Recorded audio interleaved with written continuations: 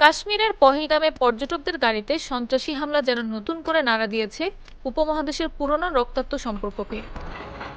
হামলার পর থেকেই ভারত পাকিস্তানের মধ্যে কূটনৈতিক টানাপোড়েন বেড়েছে কয়েকগুণ। একে অপরের বিরুদ্ধে পাল্টাপাল্টি অভিযোগ, সীমান্তে সতর্কতা জোরদার আর আঞ্চলিক উত্তেজনা সব মিলিয়ে ভারত পাকিস্তানের মধ্যে তৈরি হয়েছে নতুন সংঘাতের আশঙ্কা।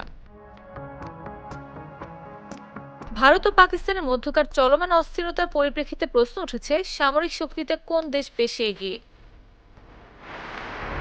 গ্লোবাল ফায়ার পাওয়ারের ২০২৫ সালের রিপোর্ট অনুযায়ী বিশ্বের শক্তিধর সামরিক বাহিনীর তালিকায় ৪ নম্বরে আছে ভারত। আগেরবারও ভারত ৪ নম্বরেই ছিল। শুধু ২০২৪ সালে নয়, ২০০৬ সাল থেকে লাগাতার চতুর্থ স্থানে আছে দেশটি। ২০০৫ সালে ভারত পঞ্চম স্থানে ছিল। অপরদিকে ২০২৫ সালে এই তালিকার ১২ নম্বরে রয়েছে পাকিস্তান। গত বছর ছিল ৯ নম্বরে। গ্লোবাল ফায়ার পাওয়ারের রিপোর্ট অনুযায়ী ভারতের হাতে ৪,২০১টি ট্যাঙ্ক আছে, গাড়ি আছে ১,৪৮,৫৯৪টি, সেলফ প্রপেলড আর্টিলারির সংখ্যা হলো ১০০, আর ২৬৪টি মাল্টিপল লঞ্চ রকেট সিস্টেম আছে ভারতের হাতে।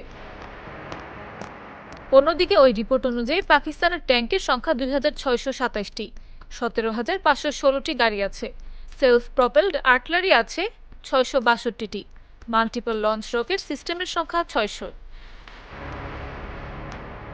আকাশপথে ভারতের মোট এয়ারক্রাফটের সংখ্যা ২,২২৯টি, যুদ্ধবিমান আছে ৫১৩টি, হেলিকপ্টার আছে ৮৯৯টি, এছাড়া অ্যাটাক হেলিকপ্টারের সংখ্যা ৮০টি। আর পাকিস্তানের হাতে মোট ১,৩৯৯টি এয়ারক্রাফট আছে, যুদ্ধবিমানের সংখ্যা ৩২৮ এবং হেলিকপ্টার আছে ৩৭৩টি। অ্যাটাক হেলিকপ্টারের সংখ্যা হলো ৫৭।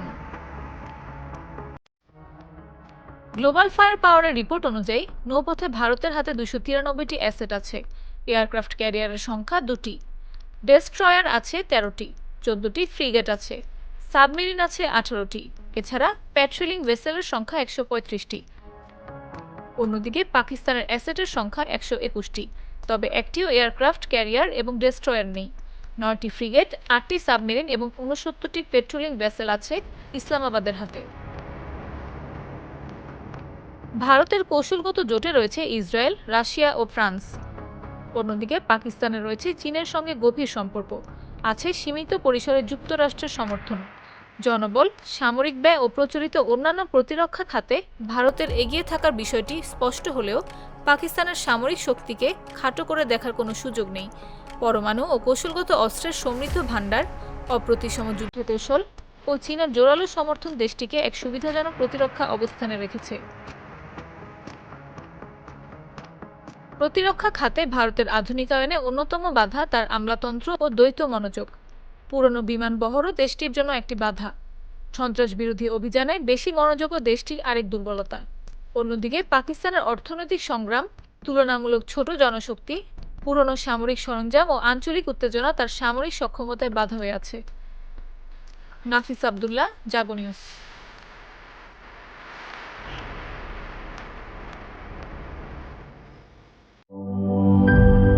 লিলি হালাল বিউটি সোপ, বিএসটিআই কর্তৃক সনদপ্রাপ্ত দেশের প্রথম হালাল বিউটি সোপ। দীপ্তিময় উজ্জ্বল ত্বকের জন্য।